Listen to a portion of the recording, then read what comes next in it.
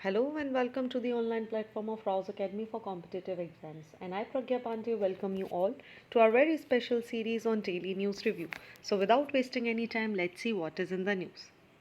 First article is important for GS paper number 1 social issues बात की जा रही है women's reproductive autonomy as the new catch word. देखिए बहुत अच्छा आर्टिकल है, बहुत अच्छी अच्छी चीज़ें यहाँ पर आपको पढ़ने मिलेंगी। कारण क्यों हम इसको यहाँ पर पढ़ रहे हैं, आज है वर्ल्ड पॉपुलेशन डे और इस वर्ल्ड पॉपुलेशन डे की अगर हम बात करें तो हमारी थीम है unleashing the power of the gender equality, uplifting the voice of women and girls to unlock our world's infinite possibilities and because of that आप देख रहे हैं कि हम इस आर्टिकल को यहाँ पर रीड करने वाले हैं। सबसे पहले इसकी हेडिंग को डिस्कस कर लेते हैं। आखिर वुमेन्स जो आइडिया है, जो इस पूरे इसका थीम जो है, मैंने आपको जैसे बताया आज की डेट में अगर आप बात करोगे तो वुमेन्स और जो गर्ल्स हैं वो दुनिया में कितनी सारी असीमित संभावनाएं हैं, उनको अनलीश होने करना चाहिए। लेकिन उसको अचीव करने के पहले जो वुमेन्स हैं उनका जो अलग अलग सेक्टर्स हैं उसमें रोल क्या है, उनकी प्रायोरिटी क्या है, और स्पेशली अगर हम सबसे बेसिक चीज़ की बात करें women's and their own health, उस पर उनकी ऑटोनॉमी क्या है, ये इस पूरे के पूरे आर्टिकल का एक थीम या फिर सेंट्रल आइडिया आप बोल सकते हैं। नाउ द क्वेश्चंस कम कि आखिर ये रिप्रोडक्टिव ऑटोनॉमी होता है क्या है। देखिए आपका शरीर है, हर एक इंडिविजुअल व्यक्ति का अधिकार होता है, उनकी ये क्षमता होती है कि वो अपने लाइफ के डिसीजन ले सके, अपनी रिप्रोडक्टिव हेल्थ के डिसीजन ले सके बिना किसी भी चॉइसेस के, बिना किसी भी इंटरफेरेंस के, बिना किसी भी डिस्क्रिमिनेशन के। तो ये एक तरीके की फ्रीडम है जो डिसाइड करती है महिलाओं के लिए। अगर हम बात करें कि वो बच्चे कब करना चाहते हैं, वो शादी कब करना चाहते हैं, एक बच्चे से दूसरे बच्चे के बीच में कितना गैप होगा, whether they want to have kids और नॉट, उनकी एजुकेशन क्या होगी, उनके हेल्थ से रिलेटेड जो इम्पॉर्टेंट डिसीजंस हैं ये वो खुद ले सकें। So reproductive autonomy basically include करता है एक comprehensive reproductive health care services, including आप बात करें family planning, contraceptive, sexual education, prenatal care, safe abortion services. So ये सारी चीज़ें किसका पार्ट बन जाती है, रिप्रोडक्टिव ऑटोनॉमी का। अब देखिए अगर हम आर्टिकल की बात करें तो बहुत अच्छी चीज़ इन्होंने बात की है कि जैसे जैसे आप महिलाओं की बात कर रहे हैं, गर्ल्स की बात कर रहे हैं, तो उनका एक इनोवेशन, एक क्रिएटिविटी, एक लीडरशिप आप देख रहे हैं। इंडिया में वर्ल्ड की सबसे ज़्यादा पॉपुलेशन आज की डेट में रह रही है। रिजल्ट इनटू, चाहे आप महिलाओं की बात करें, आप साइंस टेक्नोलॉजी की बात करें, एग्रीकल्चर, एजुकेशन या हेल्थ केयर की बात करें, इन सारी जगहों को कहीं ना कहीं आप इन सभी में महिलाओं का जो इम्पोर्टेंस है, जो रोल है, वो आप तभी जोड़ के देख सकते हैं जब आप रिप्रोडक्टिव ऑटोनॉमी की यहाँ पर बात करेंगे।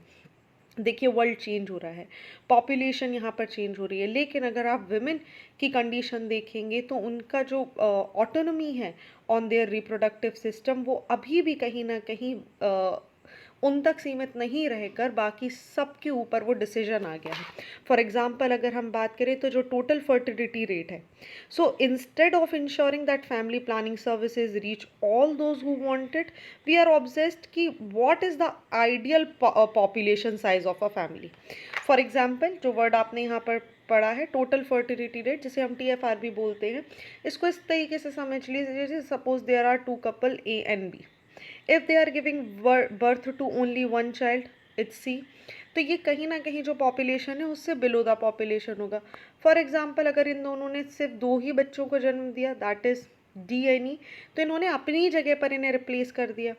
और यहीं अगर आप बात करेंगे और एक और किसी बच्चे को देखने के लिए अगर मिल जाएगा F, तो ये पॉपुलेशन ग्रोथ होगी, this will be the stagnant population and this will be the decline. So average जो यहाँ पर टोटल फर्टिलिटी रेट देखी गई है इंडिया में वो आपको देखने मिलेगी 21 के आसपास। तो जो भी कम्युनिटी प्लानिंग होती है, जो भी आप जब फैमिली प्लानिंग की बात करते हैं तो इसको ध्यान में रखते हुए कि वुमेन्स क्या चाहती हैं, उनकी स्टेबिलिटी कितनी है, उनकी रिप्रोडक्टिव या सेक्सुअल हेल्थ क्या है, ये सारे जो डिसीजन हैं ये महिलाओं के हाथ में भी होने चाहिए। अगर आप पॉपुलेशन स्टेबिलिटी की बात करेंगे तो ये तभी आती है जब रिप्रोडक्टिव और सेक्सुअल हेल्थ के जो डिसीजन होते हैं ये फ्री होते हैं, इनमें किसी भी तरीके का भेदभाव आपको देखने नहीं मिलेगा, किसी भी तरीके का वायलेंस आपको देखने के लिए नहीं मिलेगा। जो भी सेक्सुअल हेल्थ या सर्विसेज हैं वो अफोर्डेबल होंगी, वो एक्सेप्टेबल होंगी, वो एक्सेसिबल होंगी और उनकी क्वालिटी बहुत अच्छी होगी, ताकि जो महिलाएं हैं या जो कपल है वो कितने बच्चे चाहते हैं, क्या चाहते हैं, कब चाहते हैं, ये पूरी की पूरे चीज़ें वो डिसाइड कर सकें। वर्ल्ड पॉपुलेशन डे की अगर हम बात करेंगे तो देखिए इंडिया ने बहुत अच्छी एक प्रोग्रेस ली है। अगर आप देखेंगे इंडिया का जो फैमिली प्लानिंग है 2030 के लिए, ये कहीं ना कहीं पार्टनरशिप कर रहा है ऐसी चीज़ों को इंक्लूड करने के लिए जहाँ पर एक बहुत अच्छा कॉन्ट्रासेप्टिव बास्केट हमने क्रिएट किया हुआ है, विच मीन्स नए कॉन्ट्रासेप्टिव्स की मेथड जो एडवांस है, जो वुमेंस के राइट है, ठीक है, मॉडर्न कॉन्ट्रासेप्टिव मेथड्स क्या होंगी, क्या प्रिवेलेंस होने चाहिए, टाइम और क्वालिटी फैमिली प्लानिंग सर्विसेज कैसे मिले, ये सारी की सारी चीज़ें आज की डेट में इंडियन गवर्नमेंट यहाँ पर प्रोवाइड करा रही है। और इसी का रिजल्ट है कि अगर आप देखेंगे तो इंडिया में जो MMR है और लाइफ एक्सपेक्टेंसी है, इन दोनों में बहुत अच्छा चेंज हमें देखने मिला है। देखिए 1990 से अगर कंपेयर किया जाए तो India are currently living in a decade in terms of the maternal health. India has made impressive stride. कैसे? देखिए 1 लाख बर्थ के ऊपर केवल 97 डेथ आपको यहाँ देखने मिल रही होंगी। आप बोलेंगे ये नंबर तो बहुत ज़्यादा है, आई एम सेइंग कि केवल 97। कारण क्योंकि यही डेटा 2004 में था, 254 on 1 lakh birth, which means आप देखिए तो ये कहीं ना कहीं वुमेन की हेल्थ से जुड़ा हुआ है। और ये हेल्थ कब आपको देखने मिलेगी? When women's are more educated. when they are educated they are empowered, and when they are empowered they know कि उनको क्या डिसीजन लेने हैं। नॉट अलोन दिस, आप इंडिया देखिए तो इंडिया ने चाइल्ड मैरिजेस को यहाँ पर कट डाउन किया है, टीन प्रेगनेंसीज यहाँ पर कट हुई हैं, और अगर आप देखेंगे तो जो डेथ रेट है वो यहाँ पर कट हुए हैं। अलॉन्ग विद दैट ये सब हो कैसे रहा है? देखिए एजुकेशन सर्विसेज बहुत अच्छी है। Now women can come forward, they are educated, उनको कॉन्ट्रासेप्टिव्स के क्या तरीके हैं ये ज़्यादा पता है बिकॉज दे आर एजुकेटेड।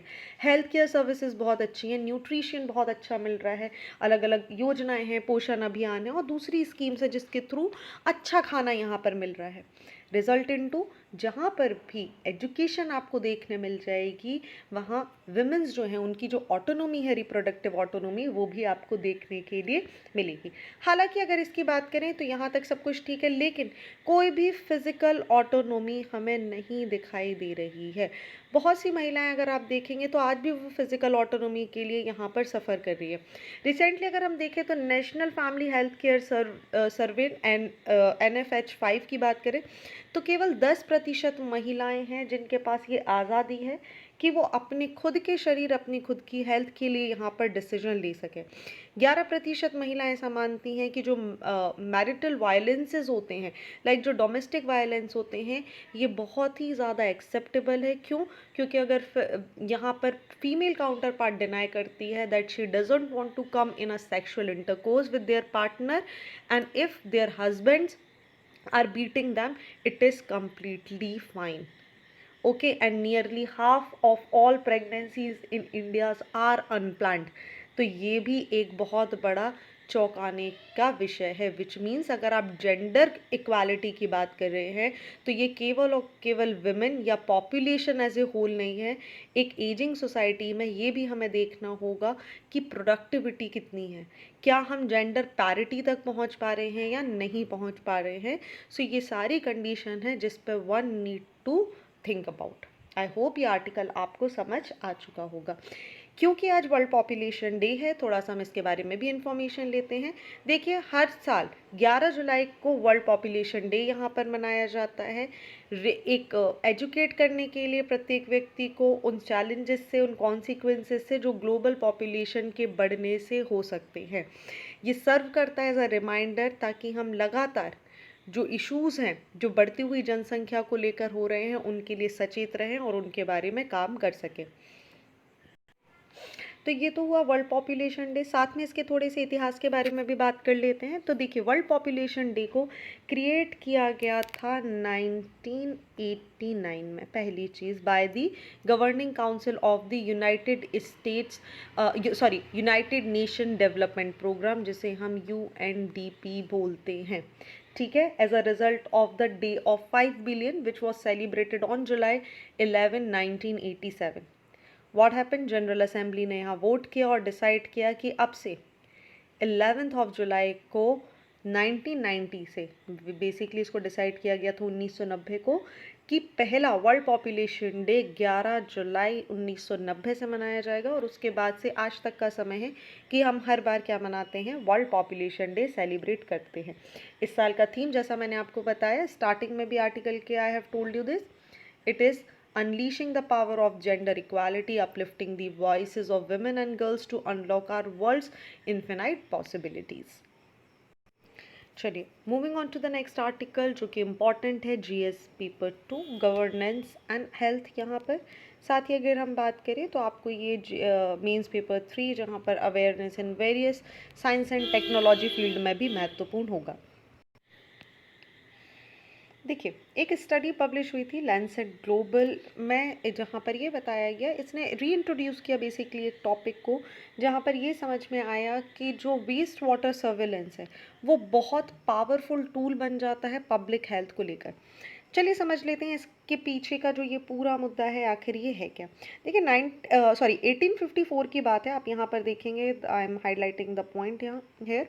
1854 की बात है, जब कॉलेरा का आउटब्रेक हुआ था लंदन में। तो एक फिजिशियन थे जॉन स्नो, इन्होंने ट्रेस किया था एपिडेमिक को कि कंटेमिनेटेड वाटर यहाँ पंप के थ्रू जा रहा है, और उन्होंने हाईलाइट किया था कि देखिए डिसीज़ को प्रिवेंट किया जा सकता है, और उसके बहुत अच्छे रिजल्ट भी देखने मिले।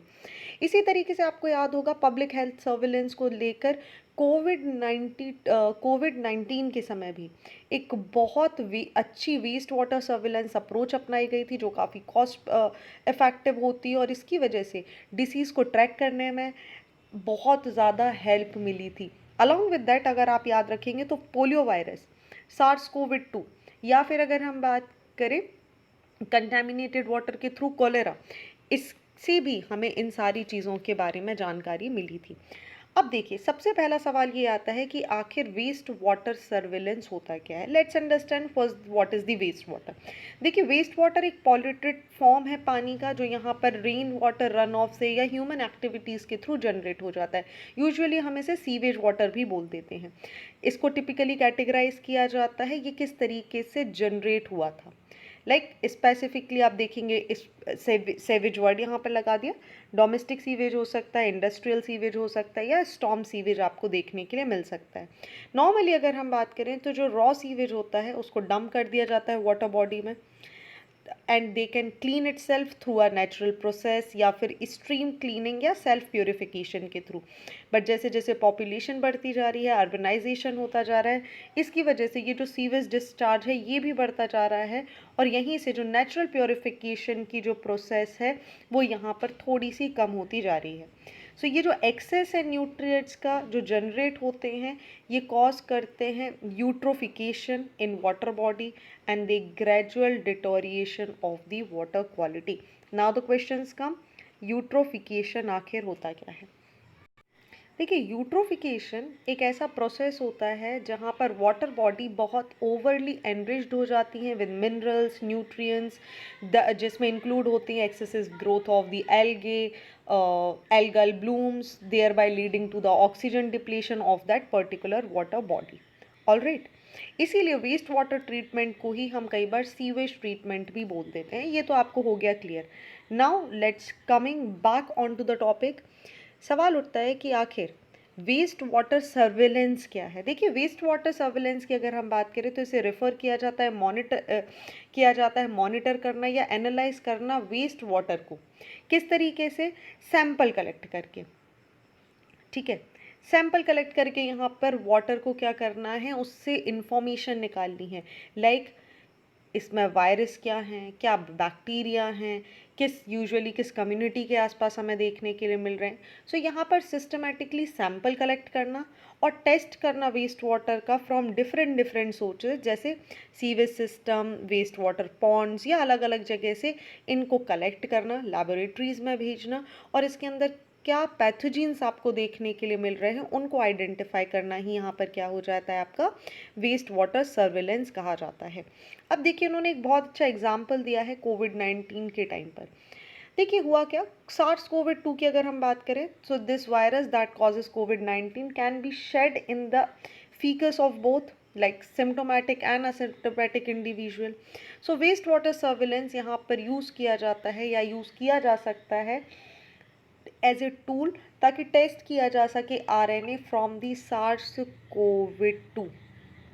ओके, अब देखिए कैसे ये काम करता है। देखिए असिम्टोमेटिक और सिम्टोमेटिक इंडिविजुअल हुए, फॉर एग्जांपल इसको लेट्स ड्रॉ हियर, ठीक है, ये I am writing the I here. Now SARS कोविड-19 यहाँ पर क्या होगा, जो भी जहाँ पर आप मल मूत्र का त्याग कर रहे होंगे वहाँ पर इसके फिकस यहाँ आ जाएंगे। Now what will happen, this ficus इसको ट्रांसपोर्ट किया जाएगा कहाँ पर, आपके जो सीवर सिस्टम होते हैं, सीवर सिस्टम से क्या किया जाएगा, जो वेस्ट वाटर सैंपल्स हैं उनको यहाँ पर इन प्लांट्स में ये पहुँच जाएंगे। नाउ इन प्लांट से इनको कलेक्ट किया जाएगा, एनालाइज किया जाएगा कि वेस्ट वाटर में जो इन्फ्लुएंट हैं क्या ये सार्स कोविड 2 के हैं या नहीं, और इसके हिसाब से एक चार्ट यहाँ पर पब्लिश किया जा सकता है जो ये बताएगा, पब्लिक को इन्फॉर्म करेगा कि भाई हेल्थ कंडीशन क्या है। ऑल राइट, अब देखिए इसके फ़ायदे क्या होंगे। एक देखिए एक तरीके से ये अर्ली वार्निंग सिस्टम की तरह काम करता है। ऑल राइट, सबसे पहले एक अर्ली वार्निंग सिस्टम आपको मिल सकता है, इसकी वजह से ये एक तरीके का डायरेक्ट सोर्स है किसी भी बीमारी के लिए, इन्फॉर्मेशन दे सकता है कि किसी कम्युनिटी, पर्टिकुलर कम्युनिटी को में किस तरीके की प्रॉब्लम है, क्या क्या परेशानी हो सकती है, मॉनिटर कर सकता है डिसीज़ को टाइम पर, एवेलुएट कर सकता है, इंटरवीन कर सकता है, इफेक्टिवनेस हमें देखने के लिए मिल सकती है, जो वेरिएंट्स हैं या क्या भविष्य में परेशानी हो सकती है उसको यहाँ पर ख़त्म किया जा सकता है, डिसीज़ को मॉनिटर किया जा सकता है, अंडरस्टैंड किया जा सकता है, और टाइमली इस पर यहाँ पर कोई डिसीजन लिया जा सकता है। ऑल राइट, अब देखिए सवाल ये आता है कि इंडिया, जब आप बात करते हैं इंडिया कैसे एनहांस कर सकता है एपिडेमायोलॉजिकल कैपेबिलिटीज़ को। देखिए इनकॉर्पोरेट करना वेस्ट वाटर सर्विलेंस को रिपोर्टिंग में एफर्ट्स लेने चाहिए, जहाँ पर इनकॉर्पोरेट किया जाए वेस्ट वाटर सर्विलेंस डेटा को, जब किसी भी सर्विलेंस को किया जा रहा है, रिपोर्ट किया जा रहा है। दूसरी यहाँ पर बात की जा रही है आयुष्मान भारत मिशन की। देखिए आयुष्मान भारत डिजिटल मिशन जो कि एम करता है कि वो एक ऑनलाइन प्लेटफॉर्म है जो अवेयर कर रहा है लोगों को हेल्थ केयर सर्विसेज के बारे में। यहाँ पर भी जो इंटीग्रेशन है वेस्ट वाटर का वो यहाँ पर आपको देखने मिलना चाहिए। Along with that if will talk about, तो जो पब्लिक है, पब्लिक हेल्थ लेबोरेटरी नेटवर्क को हमें बहुत ज़्यादा स्ट्रेंथनिंग करने की आवश्यकता है। कारण क्यों, जो एफर्ट्स हैं दे शुड बी मेड कि जो public health care laboratory network है इनको इनकॉर्पोरेट किया जाए, टेस्ट किया जाए वेस्ट वाटर सैंपल्स को, सर्विलेंस यहाँ पर किया जाए और एक होलिस्टिक रिपोर्ट यहाँ तैयार की जाए। अलॉन्ग विद दैट जो ट्रेनिंग है पब्लिक हेल्थ प्रोफेशनल्स की वो यहाँ पर दिए जाएँ, ताकि किस तरीके से वेस्ट वाटर सर्विलेंस किया जाना है, कैसे सैंपल्स कलेक्ट किए जाएंगे, क्या इसकी इम्पोर्टेंस होती है, ये बातें बताना। अलॉन्ग विद दैट जो डेटा मैनेजमेंट या जो एनालाइजेशन है, एक रोबस्ट डेटा मैनेजमेंट सिस्टम तैयार करना जो कि यहाँ पर कलेक्ट करेगा, स्टोर करेगा, एनालाइज करेगा वेस्ट वाटर सर्विलेंस डेटा को, पब्लिश करेगा। यहाँ पर आप देखेंगे एक डेडिकेटेड डेटाबेस हमारे पास आ जाएगा जिससे जो क्रूशियल इन्फॉर्मेशन है हेल्थ केयर सिस्टम की वो आपको पता चल जाएगी। अब देखिए अगर हम इंडिया की बात कर रहे हैं तो इसके लिए एक पॉलिटिकल बैकिंग या एक बहुत एडुकेट फंडिंग्स हमारे पास होना आवश्यक है। क्यों, देखिए India commitment public health services के लिए जो है, इंडिया समय समय पर पब्लिक हेल्थ सर्विलेंस की बात करता है, इसके लिए हमें रिसोर्स मोबिलाइज कराने की ज़रूरत है।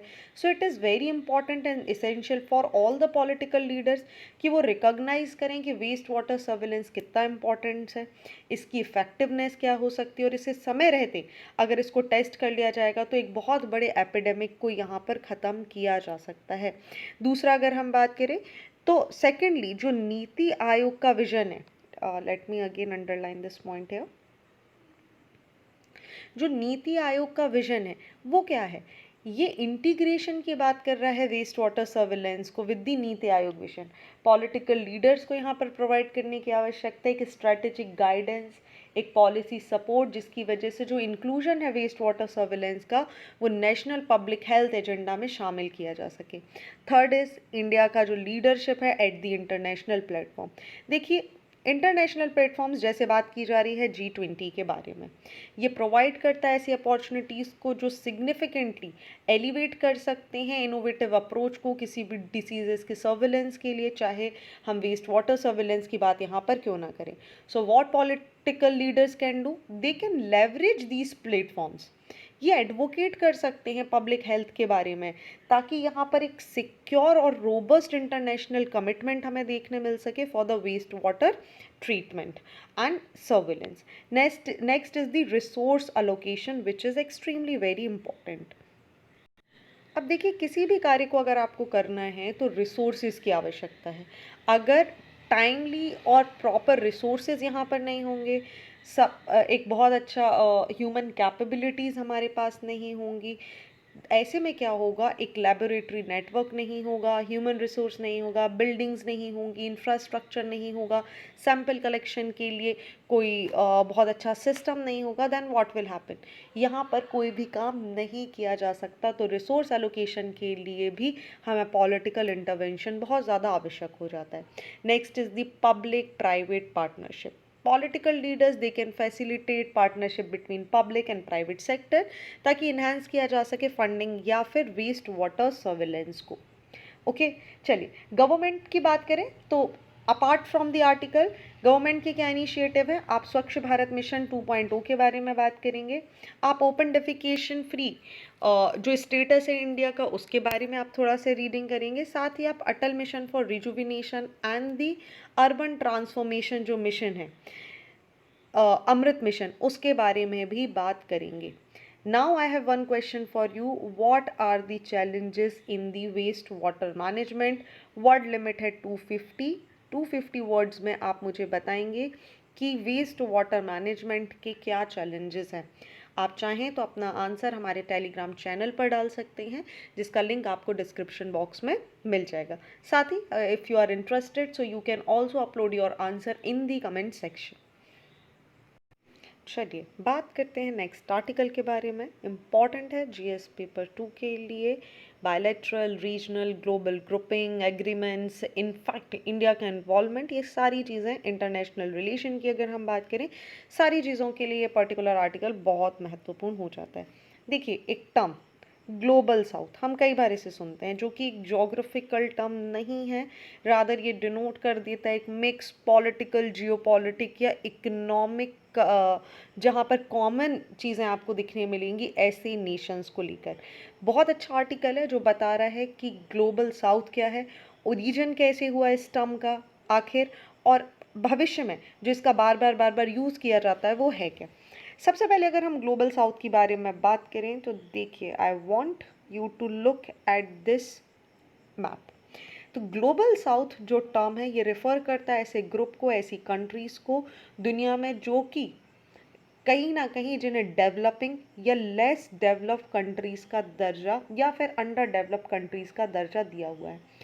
अगर हम ज़्यादातर बात करें तो ज़्यादातर नेशंस आप देखेंगे तो ये कहीं ना कहीं सदर्न हेमीस्फेयर में लोकेटेड है, primarily in the Africa, Asia and the Latin America region. So in general, they are poorer, having higher level of income inequalities, lower life expectancies, harsher living condition than the global north. So again, I am telling you, this is not the geographically, but ये जो term है पहली बार इसको advocate किया गया था 1969 में, ठीक है, by the political activist Carl Oglesby. Okay so global south picture में मैं अभी आपको बता रही हूँ फिर से 1969 में आएगा। देखिए 1980s में क्या हुआ, ब्रैंडन क्लियन इन्होंने डेवलप किया एक वे जहाँ पर ये शो कर सके कि कैसे वर्ल्ड का जो जोग्राफिकल जो फिनोमेना है, या जब आप जोग्राफिकल वर्ल्ड की बात करते हैं, वो ना ही जोग्राफिकल बट कैसे रिचर और पुअरर नेशन में किस तरीके से चेंज हुआ है।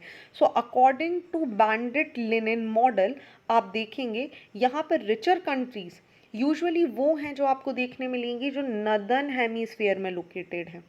All right, with the exception of Australia and New Zealand, again I am telling you this, यहाँ पर exception आपको ये देखने मिल जाएगा.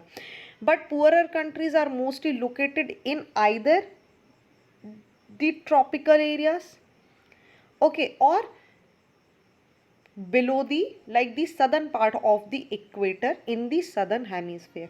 However, जैसे जैसे समय बढ़ता जाएगा ये रियलाइज होने लगा कि ये जो व्यू है ये सिंपलिस्टिक है. कंट्रीज जैसे Argentina, Malaysia, Botswana all have above global average GDP पर कैपिटल इनकम. स्टिल आप इन्हें ग्लोबल साउथ का पार्ट मानते हैं, विच मीन्स जो कंट्रीज जैसे Ukraine appears to be now amongst a poorer set of the countries by the same measure. Okay अब देखिए यहीं पर जैसे मैंने आपको बताया ये जो टर्म है ग्लोबल साउथ का बहुत अच्छे से समझ लीजिए. ये यहाँ पर आइडेंटिफाई कर रहा है region of the Latin America, Asia, Africa and the Oceania. It is one of the family term जहाँ पर थर्ड वर्ल्ड या फिर पेरिफेरी जैसे जो शब्द हैं ऐसे रीजन को जो कि यूरोप या नॉर्थ अमेरिका से बाहर है उनको आइडेंटिफाई करने के लिए किया जाएगा. ओके अगर आपको याद होगा सेकेंड वर्ल्ड, फर्स्ट वर्ल्ड और थर्ड वर्ल्ड, ये जो कॉन्सेप्ट है ये बहुत अच्छा कॉन्सेप्ट है. आई वांट कि आप यहाँ पर थोड़ा सा रुके. फर्स्ट, सेकेंड और थर्ड वर्ल्ड. देखिए जब हम फर्स्ट वर्ल्ड की बात करते हैं तो इस टर्म को रेफर किया जाता है एक एडवांस या कैपिटलाइज्ड नेशन के लिए, है ना. जो कैपिटलिस्टिक नेशन होते हैं उन्हें फर्स्ट वर्ल्ड नेशंस यूजुअली बोल दिया जाता है. जब हम सेकेंड वर्ल्ड की बात करते हैं तो ये टर्म रेफर करती है सोशलिस्टिक नेशन को जिनको यूजुअली सोवियत यूनियन यहाँ पर लीड करती है. जब हम थर्ड वर्ल्ड की बात करते हैं तो ये रेफर करती है डेवलपिंग नेशंस को, many at that time still under the colonial yoke. All right, so this is basically first world, second world या third world. अगर आप कभी भी in near future भी इन शब्दों को सुने तो आपको पता होना चाहिए. Coming back on to our topic, देखिए so low income countries politically या कल्चरली मार्जिनलाइज हैं, सबकी लगभग एक ही जैसी समस्याएं हैं, एक तरीके का डिवीजन आपको यहाँ पर देखने मिल जाएगा. सो ये सारी कंट्रीज को स्पेशली जो थर्ड वर्ल्ड कंट्रीज हैं इन्हें डिनोट करने के लिए एक टर्म यहाँ पर यूज होने लगा which is the global south. Okay चलिए आर्टिकल की तरफ आ जाते हैं वापस. Okay so I have underline the first world, second world and third world का कॉन्सेप्ट जो आपको यहाँ पर दिया गया है. चलिए आगे बात कर लेते हैं कि ये जो ग्लोबल साउथ है, चलिए इसको हमने सब समझ लिया, लेकिन जियोपॉलिटिकली जो सिग्निफिकेंस है ग्लोबल साउथ की वो क्या है. तो again I am telling you जो टर्म है ग्लोबल साउथ ये कहीं भी जोग्राफिकल इंडिकेशन नहीं है बल्कि ये जियोपॉलिटिकल सिचुएशन को बता रही है. इनफैक्ट अगर आप ग्लोबल साउथ की बात करेंगे तो दो largest country India and China वो भी इस नदर्न हेमीस्फेयर का पार्ट बन जाती हैं. लेकिन अगर आप ध्यान से देखेंगे तो वो दोनों कंट्रीज आप अगर देखें तो ये किसका पार्ट बनी हुई हैं, ग्लोबल साउथ का पार्ट यहाँ पर आपको देखने के लिए मिल जाएगी. रादर अगर हम बात करें तो जो जियोपॉलिटिकल की जगह जो टर्म है ये सेम पॉलिटिकल जियोपॉलिटिकल इकोनॉमिक और जो कॉमन इश्यूज हैं नेशन के बीच में उन्हें डिनोट करने के लिए आपको ये देखने के लिए मिल जाता है. फॉर एग्जाम्पल अगर हम बात करें जो मेजॉरिटी ऑफ नेशन है ग्लोबल साउथ के वो लगभग अगर आप देखने की कोशिश करेंगे तो सभी कहीं ना कहीं कॉलोनियल या इम्पीरियल डोमिनेशन का पार्ट रहे हैं. They have multiple political, geographical as well as economic commonality. They are given a totally different perspective on the link between the center and the periphery in the global participation. यहीं अगर आप बात करेंगे तो India, China, United States, Indonesia, they are predicted to be the top 4 economies by the world. Still अगर आप देखेंगे तो ये ग्लोबल साउथ का पार्ट आपको देखने के लिए मिल जाते हैं. सो एक इम्बैलेंस जो है उसको लेकर ये बहुत अच्छा आर्टिकल यहाँ पर बताया गया है. कि जो फीचर्स हैं अगर आप ग्लोबल साउथ की बात कर रहे हैं तो वो आपको क्या देखने मिलेंगे। देखिए सबसे पहले लोअर इनकम कंट्रीज़ जैसे Africa, Asia and southern south American countries. दूसरा अगर हम बात करें तो जियो पॉलिटिकल बैकग्राउंड, कहीं ना कहीं सारी नेशंस इम्पीरियल या कॉलोनियल रूल का यहाँ पर पार्ट आपको देखने के लिए मिल जाएंगे। Next is the new industrialise status, नई नई कंट्रीज़ यहाँ पर इमर्ज हो रही हैं जहाँ पर इंडस्ट्रियलाइजेशन आपको देखने के लिए मिल जा रहा है। इनफैक्ट प्रोमिनेंट कंट्रीज़ जो कि ग्लोबल साउथ में इंक्लूड हैं, they are Brazil, China, India, Indonesia, Mexico. इनकी लार्ज पॉपुलेशन है, इकोनॉमिकली ये बहुत एडवांस है, but still they are the part of this particular classification. Along with that they have common issues globally. अगर आप देखेंगे कहीं ना कहीं वर्ल्ड ट्रेड ऑर्गेनाइजेशन में डिफरेंट डिफरेंट इशूज़ हमें देखने मिल जाते हैं। जैसे आपको पता है कि जो इंडिया सब्सिडीज़ देता है उसको लेकर बहुत बार समस्याएं होती हैं। क्लाइमेट चेंज जैसे इशूज़ लगभग सबके पास सेम है। इंटरनेशनल मॉनेटरी फंड जैसे से रिलेटेड कुछ इश्यूज़ हैं जो सभी के पास कॉमन है, तो ये सबको आप में सेम देखने के लिए मिलेगा। इसी के अलावा आप देखिए एक शिफ्ट है, मैंने बोला आपको यहाँ पर एक बहुत बड़ा शिफ्ट है वेल्थ में।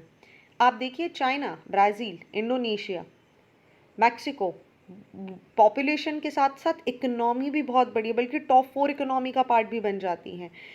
तो ये कहीं ना कहीं आप देखेंगे आज की डेट में ग्लोबल साउथ को इंडिकेट करना बहुत इंपॉर्टेंट हो जाता है।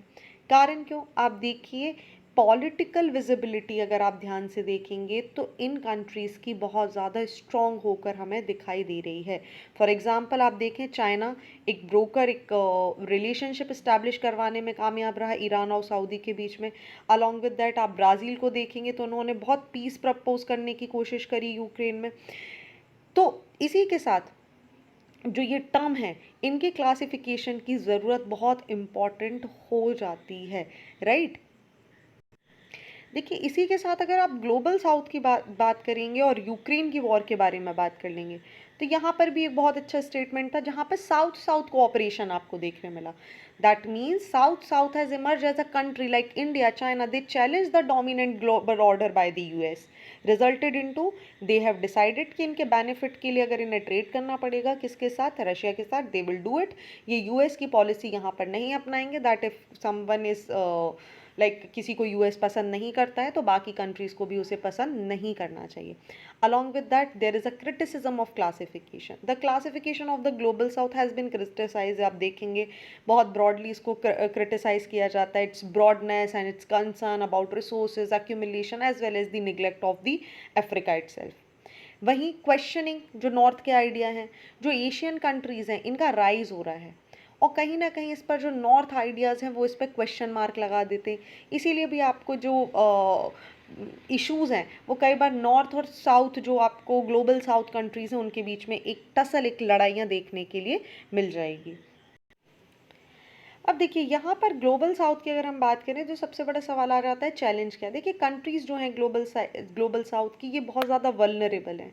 आप देख लीजिए यूक्रेन क्राइसिस देख लीजिए जिसने कहीं ना कहीं एनर्जी और बहुत सारे जो फर्टिलाइजर्स वगैरह उनके प्राइस को वर्ल्ड में हिला के रख दिया।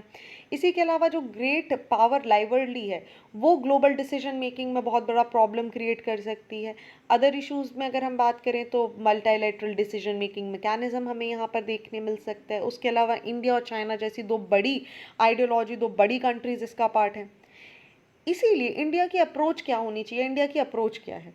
देखिए इंडिया, आप सोचेंगे अगर तो इंडिया का जो व्यू पॉइंट है डेमोक्रेसी को लेके वो कहीं ना कहीं ग्लोबल साउथ में एक बार क्रिटिसाइज का पॉइंट बन जाता है। बट सेम जो इंडिया को प्रेज है वो आपको कहीं ना कहीं नॉर्थ में देखने के लिए मिल जाता है। अलॉन्ग विद दैट अगर हम बात करें सीरियन क्राइसिस की to the current Ukrainian crisis, India back the practice of the foreign powers abstaining from the meddling in the internal matters. क्यों? क्योंकि इंडिया के साथ भी सेम इशू होता है जब भी आप जम्मू एंड कश्मीर की बात करेंगे। इंडिया का जो अप्रोच है ग्लोबल एनर्जी सिक्योरिटी या एनर्जी ट्रांजिशन को लेकर वो भी यहाँ पर बहुत अच्छा आपको देखने मिलेगा। इंडिया के लिए बहुत बड़ा पोटेंशियल हो सकता है। कारण देखिए, इंडिया यहाँ पर एक लीडर बनकर उभर सकता है, ये यूनाइट कर सकता है ग्लोबल साउथ कंट्रीज़ को और एक एक्शन ओरिएंटेड अप्रोच ले सकता है। पोटेंशियल ग्रोथ आपको यहाँ पर देखने मिल सकती है, क्योंकि यहाँ पर एक कोऑपरेशन है ग्लोबल साउथ के बीच में, जो एक बहुत बड़ा, चाहे हम रिसोर्स की बात कर लें, टेक्निक्स की बात कर लें, आइडियाज़, एथनिसिटी, मैन्युफैक्चरिंग, किसी भी कॉन्टेक्स्ट में बात करें, तो ये एक बहुत बड़ा चेंज हमें देखने के लिए मिल सकता है। Since every country has same concern like energy security और sustainability, एनर्जी ट्रांजिशन, सभी के कंसर्न सेम है। सो इंडिया इनको यहाँ पर क्या कर सकता है, इंडिया इनको एम कर सकता है, इनको हाईलाइट भी कर सकता है। So now by the end of this discussion आपको मुझे बताना है what could be the way forward. Okay, क्या कंक्लूजन पॉइंट क्या होने चाहिए, क्या कंक्लूडिंग, आप अगर मैंने आपको बोला है आप ये आर्टिकल लिखें तो आप इसके क्या कंक्लूडिंग पॉइंट हमें बता सकते हैं। You have to tell me this particular thing. चलिए, moving on to the next article. बहुत अच्छा आर्टिकल है, एक रिवीजन पॉइंट है हमारे लिए। देखिए, इंडिया की अगर हम बात करें तो आज की डेट में 20% वर्ल्ड का पॉपुलेशन हमारे पास है, लगभग 2/3 इसमें से रूरल एरिया में रह रहे हैं, और आज की डेट में लगभग 1.4 मिलियन लोग कैंसर जैसी बड़ी बड़ी समस्याओं से, डायबिटीज़, हाइपरटेंशन, रेस्पिरेटरी डिसीज़ से यहाँ पर सफ़र कर रहे हैं। ये सारे डिसीज़ को पैलिएटिव केयर की ज़रूरत है, आज नहीं तो कल इसके लिए एक बहुत बड़ा विचार लाना आवश्यक है। नाउ द क्वेश्चंस कम कि पैलिएटिव केयर आखिर होता क्या है। देखिए, पैलिएटिव केयर एक ब्रांच ऑफ मेडिसिन है जो कि फोकस करता है किसी भी व्यक्ति के क्वालिटी ऑफ लाइफ को बढ़ाने के लिए, उनकी जो सफरिंग्स हैं उन्हें ख़त्म करने के लिए। स्पेशली ये फोकस करता है क्वालिटी ऑफ लाइफ किसी भी इंडिविजुअल की, उसकी जो लाइफ लिमिटिंग डिसीजेज हैं जैसे हार्ट फेलियर, किडनी फेलियर या कोई भी neurological disorder, in fact cancer etcetera, इन सभी को कंट्रोल कर उसकी जो रिस्क है उन्हें कम करना, और साथ ही उसकी जो एक्सपेक्टेंसी है लाइफ की उसे बढ़ाना। ओके, सो जो पैलिएटिव केयर है ये इम्प्रूव करता है क्वालिटी ऑफ लाइफ को by addressing the physical, psychological, spiritual, social domain of the health of people suffering from the life limiting diseases. अब अगर हम WHO की बात करें तो देखिए, as per the WHO palliative care को डिफाइन किया जाता है एक active total care of the patient whose disease is not responsive to the curative treatment. Okay, so इसको कहीं ना कहीं मिस इंटरप्रेट किया जाता है कि end of the life care, हालांकि ये इससे बहुत ही अलग है। पैलिएटिव केयर एम करता है कि इम्प्रूव करा जाए जो क्वालिटी ऑफ लाइफ को है उसे, कैसे, ना केवल फिजिकल फॉर्म से बल्कि साइकोलॉजिकल, स्पिरिचुअल, सोशल डोमेन्स जो भी होते हैं उसकी सहायता से।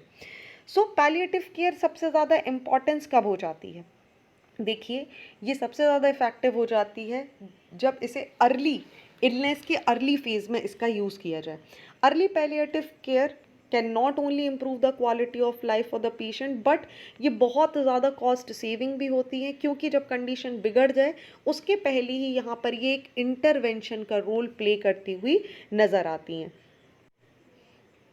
चलिए, अगर हम करंट स्टेटस की बात करें इंडिया में देखें तो देखिए, national programme for prevention and control of cancer, diabetes, cardiovascular disease and stroke, जिसे NPCDCS बोला जाता है, is now the national programme for prevention and control of the non communicable disease. ये इंक्लूड करता है जितनी भी क्रॉनिक डिसीजेज़ होती हैं जिनका जो ट्रीटमेंट है, ये मोस्टली जहाँ पर हेल्थ रिलेटेड एक्सपेंसेस आपको देखने मिलते हैं, इन सभी को लेकर कहीं ना कहीं एक पैलिएटिव केयर या प्रोग्राम हमें देखने के लिए मिल जाता है। सो एक आइडिया है, एक सिनेरियो है जहाँ पैलिएटिव केयर को यहाँ पर इंक्लूड किया गया है, क्यूरेटिव मेजर्स यहाँ पर अपनाए गए हैं। इसको लॉन्च किया गया था 2010 में, ताकि जो नॉन कम्युनिकेबल डिसीजेज़ हैं कंट्री में उनको यहाँ पर प्रिवेंट किया जा सके और उसके लिए कार्य किए जा सकें। Okay, now currently only 3 states in India like Kerala, Karnataka and Maharashtra, केवल ये 3 states आपको ऐसे देखने मिलेंगे। आई am writing the name here in the short form, Kerala, Karnataka and Maharashtra, KKM। इनके पास एक पैलिएटिव केयर पॉलिसी आपको देखने के लिए मिल जाएगी। ओके, सो ये एक बहुत अच्छा आर्टिकल था पैलिएटिव केयर के लिए। I am going to ask you one question, क्या ऐसे बैरियर हैं जो पैलिएटिव केयर को इंडिया में थोड़ा सा डिफ़िकल्ट बनाते हैं? I can give you the basic idea like lack of dedicated policies, home based care की कमी होना, फंडिंग या रिसोर्सेज की कमी होना। ऐसे करके आप मुझे एटलीस्ट 5 पॉइंट्स में ये आंसर्स दे सकते हैं। चलिए आगे बढ़ते हैं अगले आर्टिकल की तरफ। इंटरनेशनल रिलेशन के लिए इंपॉर्टेंट है, जहाँ पर बहुत छोटा सा आर्टिकल है, प्रीलिम्स के लिए महत्वपूर्णता है। चाइना ने प्रोटेस्ट किया है दलाई लामा की meeting with the US official. देखिए हुआ क्या है recently, let me underline the facts here. First thing, China ने एक मीटिंग हुई है दलाई लामा और यूएस ऑफिशियल जिनका नाम है उजरा जिया, न्यू दिल्ली में। इनके बीच में एक मीटिंग हुई है, जैसे चाइना ने बोला है कि ये चाइना की इंटरनल जो अफेयर्स हैं उसमें इंडिया का बहुत बड़ा इंटरफेयर है, जिससे चाइना यहाँ टॉलरेट नहीं करने वाला। देखिए जो दलाई लामा है, इन्होंने स्टेट किया है कि तिब्बतन यहाँ पर अपनी इंडिपेंडेंस की बात कर रहा है, वो एक्सप्रेस कर रहे हैं अपनी ओपननेस को for the talk with the Chinese government, जहाँ पर कहीं ना कहीं इन्होंने इंटरेस्ट दिखाया है। यूएस ने यहाँ पर क्या किया है, they under the secretary of Uzra Zeya, they also the special coordinator for Tibetan issue he is. So they met with the Dalai Lama and official of the Central Tibetan Administration in Dharamshala. Chinese embassy spoke person ने यहाँ पर बोला कि India जब भी आप दलाई लामा के protection की बात करते हैं, तो जो तिब्बतन अफेयर्स है, जो चाइना का अपना एक इंटरनल अफेयर है, उसकी अपनी एक इंटरनल पॉलिसी है, वहाँ पर तिब्बतन इंडिपेंडेंस फोर्सेस या तिब्बत को यहाँ पर प्रमोट करना इंडिया की ये गलती है। क्यों? क्योंकि देखिए जब भी तिब्बत का मुद्दा आता है, ये चाइना का अपना एक इंटरनल पॉलिटिकल मैटर होता है, और ऐसे केस में चाइना कहीं ना कहीं, देखिए China is calling upon the United state कि वो अपहोल्ड करे इस कमिटमेंट को, इस मीटिंग को, जहाँ पर रिकॉग्नाइज किया जाएगा तिब्बत को एज दी इंडिपेंडेंट। ओके, चलिए इसी के साथ दलाई लामा की बात करें तो देखिए दलाई लामा कोई व्यक्ति नहीं है, ये एक पोस्ट है। They usually belongs to the Gelugpa tradition of Tibetan Buddhism, जो कि लार्जेस्ट और मोस्ट इन्फ्लुएंशियल ट्रेडिशन है तिब्बत में। अगर आप इनकी बात करेंगे तो ये 14th दलाई लामा है हिस्ट्री में तिब्बतन बुद्धिज़्म के। जो फर्स्ट और सेकंड दलाई लामा है, they were given the title posthumously. आप जिनकी फ़ोटो यहाँ पर यूजुअली दलाई लामा के फॉर्म में देखते हैं, इनका नाम है तेंजिन ग्यात्सो। ओके, सो दलाई लामा को बिलीव किया जाता है कि ये मैनिफेस्टेशन है अवलोकेतेश्वर का, या जिन्हें चेंगरिंग भी बोला जाता है, जो कि एक बोधिसत्व हैं। ऑल राइट, और जिन्हें बहुत महान संत माना जाता है तिब्बत के क्षेत्र में। बोधिसत्व आप सभी को पता है ये कौन है। ये bodhisattvas they are realized being inspired by wish to attain buddhahood for the benefit for all sentient being who have vowed to be reborn in the world to help humanity। Okay, और यहीं पर आपको पता होगा जैसे ही तिब्बत का यहाँ पर कंट्रोल चाइना के पास आ जाएगा, यहाँ से जो दलाई लामा है ये क्या करेंगे, ये आपको इंडिया आ जाएंगे, और इंडिया में जो इंडियन गवर्नमेंट है वो इन्हें यहाँ पर एग्जाइल दे देगी 1959 में during the prime ministership of Pandit Jawaharlal Nehru. Okay, चलिए next topic again international relation, जहाँ पे सोलोमन आइलैंड और चाइना ने साइन की है एक deal for the police economy and technology. देखिए सोलोमन आइलैंड और चाइना ने इन्होंने प्लेज किया है कि ये जो अपने रिलेशनशिप्स हैं इनको डीपर करेंगे, और यहाँ पर जो भी इश्यूज़ हैं रिलेटेड विद ईच अदर उनको ख़त्म करेंगे, और इसी को लेकर दोनों कंट्रीज़ ने एग्रीमेंट किया है कि ये म्यूचुअल कोऑपरेशन करेंगे in the areas like police, economic and the technical cooperation. Solomon island की जब हम बात करते हैं तो देखिए इसकी लोकेशन समझते हैं और समझते हैं इसके बारे में। ओके, फर्स्ट थिंग आपने इसका लोकेशन यहाँ पर देख लिया। Let's understand few more thing about it. Solomon Island एक आइलैंड नेशन है जो कि लाई करता है east of the Papua New Guinea. First thing very important, याद रखिएगा, and the north west of the Vanuatu. Okay, ये आपको यहाँ पर दिखाई दे रहा होगा। चलिए, सो ये एक आइलैंड कंट्री है in the south west of the Pacific Ocean. यहाँ पर आप देखें double chain of volcanic island, coral atolls और भी आपको देखने के लिए मिल जाते हैं। इस आइलैंड की अगर हम ध्यान से बात करें तो ये देखिए it lies between the 5 degree and the 5 degree and 13 degree south. बहुत इंपॉर्टेंट है, ठीक है, 5 to 35 डिग्री 13 डिग्री साउथ में यह आपको देखने के लिए मिल जाएगा। अलॉन्ग विद दैट ये कंसिस्ट करता है 6 मेजर आइलैंड को और लगभग 900 स्मॉलर आइलैंड आपको सोलोमन आइलैंड में देखने के लिए मिल जाएंगे। इसकी अगर हम कैपिटल की बात करें तो विच इज़ दी होनायारा, ये लोकेट करती है, लार्जेस्ट आइलैंड है जो यहाँ पर आपको देखने के लिए मिलेगा। सोलोमन आइलैंड एक आर्किपेलागो है जिसमें आपको बहुत सारे छोटे छोटे, जैसा मैंने आपको बताया, 6 मेजर और 900 छोटे आइलैंड्स आपको देखने के लिए मिल जाएंगे। इन 6 मेजर में अगर हम बात करें तो Shortland island, New Georgia island, Santa Isabel आपको यहाँ पर सभी पिक्चर में यहाँ पर दिखाई दे रहे होंगे, रशाल आइलैंड, फ्लोरिडा आइलैंड सब इसमें देखने के लिए मिलेंगे।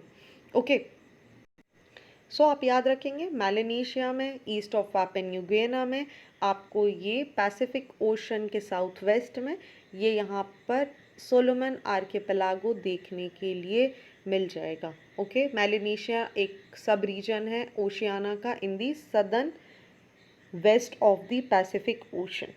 ऑल राइट, चलिए चलिए moving on to the last article of today is important for GS paper 3 science and technology. बात की जा रही है क्वांटम कंप्यूटिंग्स की।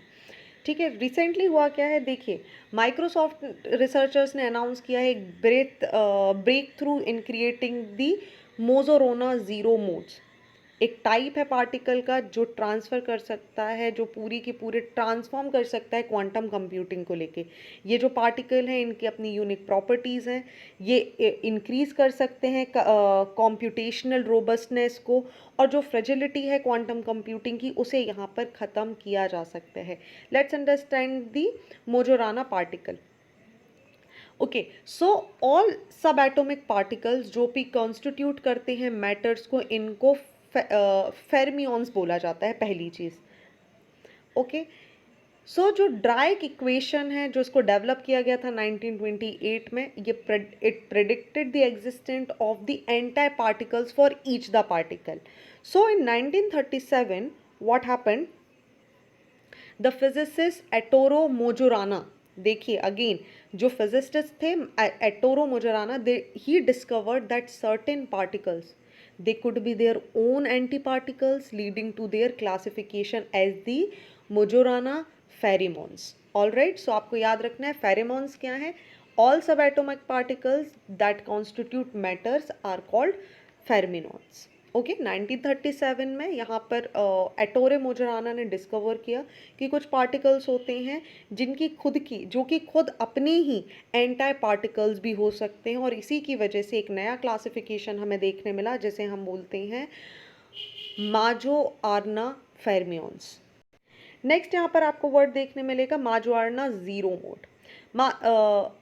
माजोराना zero mode, they are bound states that are their own antiparticles and possesses a specific quantum number. They can be used in the topological quantum computing. They can offer greater stability and the protection of the encoded information, unlike the regular qubits. आपको पता होगा qubits को हमने इसके पहले भी discuss किया है। आप मुझे कमेंट सेक्शन में बताएंगे what is QU. Let me write the spelling here. Qubits. So unlike the regular qubits which are fragile, qubits based as the Majorana zero mode can resist decoherence and maintain the encoded information for the extended period. Advantages हमें क्या देखने के लिए मिल सकते हैं, देखिए Majorana zero mode utilize the topological degeneracy where a system can exist in the multiple state at the lowest energy level. First thing. Second, these modes can also store information based on different topological properties which can ensure that information is retention and even it is protected. Along with that, Majorana zero mode also exhibit non-abelian statistics which enables the algorithm with increased degree and freedom for the complex computation. Alright. Challenges हमें क्या देखने के लिए मिल सकते हैं, देखिए creating Majorana zero mode is challenging because there are various research and attempts are needed. Still the studies are underway. Along with that, researchers at the Microsoft recently reported that engineering a topological superconductor that demonstrate indication of the hosting Majorana zero modes. Along with that, implication क्या हो सकते हैं for quantum computing? देखिए, Majorana zero mode have the potential so that they can revolutionize the entire quantum computing. How? Because they can offer enhanced computational power and reliability. However, further improvement is still simulation. Growth क्या होगा? Fabrication, measurement capabilities, and what are the requirements for the particle implementation? This is yet to be identified. Okay. सो छोटा सा article है, important था आपके prelims के लिए. So these are the important articles for the day. I hope आपको सारी की सारी चीज़ें क्लियर हो चुकी होंगी. So thank you and see you tomorrow.